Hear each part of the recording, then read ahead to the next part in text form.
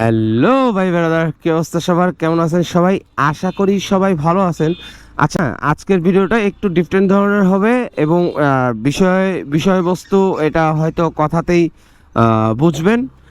But আজকের ভিডিওটা একটা ডিফারেন্ট ইস্যু নিয়ে। বাংলাদেশে কয়েকদিনের মধ্যে অনেকগুলা ইনসিডেন্ট ঘটে গেল, অনেকগুলা। তো এর মধ্যে গতকালকে আমি ফেসবুকটা নিয়ে বসছিলাম, মানে অনেকগুলো ইনসিডেন্টের মধ্যে বাইকিং কমিউনিটিতেও ঘটে গেছে কিছু অনাকাঙ্ক্ষিত ঘটনা। এটার তীব্র নিন্দা জানাই। বাংলাদেশের বিভিন্ন জায়গায় মানে অনেকগুলো ইনসিডেন্ট ঘটছে এই 10-15 দিনের মধ্যে। সো এগুলো আসলে দেখতেও ভাল লাগে না এবং বলতেও ভাল লাগে না। সো এইটা আমি নাই বললাম।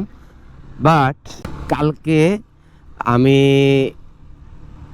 মানে ফেসবুক স্ক্রল করতেছি, হঠাৎ করে একটা নিউজ চোখে পড়লো যে ছাগলকে ধর্ষণ করার অভিযোগে যুবক গ্রেপ্তার। মানে এত হাসি পাইছে। আবার আরেকটা জিনিস চিন্তা করতেছি ওইটা পরে বলতেছি। তো ছাগলের মালিক 999 ফোন কইরা পুলিশ আনছে, দেন হচ্ছে যুবক গ্রেপ্তার হয়েছে। এখন আমি যেটা চিন্তা করতেছি যে যেই দেশে ছাগল নিরাপদ না,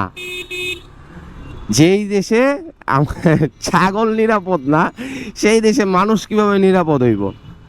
হ্যাঁ, একটা ছাগল মানে কি বলুম, এইটার থেকে লেম জিনিস আমার মনে না আছে। হ্যাঁ, ছাগলকে ধর্ষণ করছে, মানে এটা হাসতেও পারতাছি না, কানতেও পারতাছি না, এইরকম একটা অবস্থা। এই হচ্ছে হলো বিষয়, স্বাভাবিক বিষয় যে যেই দেশে ছাগল নিরাপদ না, যে দেশে ছাগলও ধর্ষণ হয়, সেই দেশে আসলে কিছুই সম্ভব না। সো আজকের ভিডিওটা এই পর্যন্তই। ভালো থাকবেন, সুস্থ থাকবেন এবং হেলমেট পরে বাইক চালাবেন। টাটা।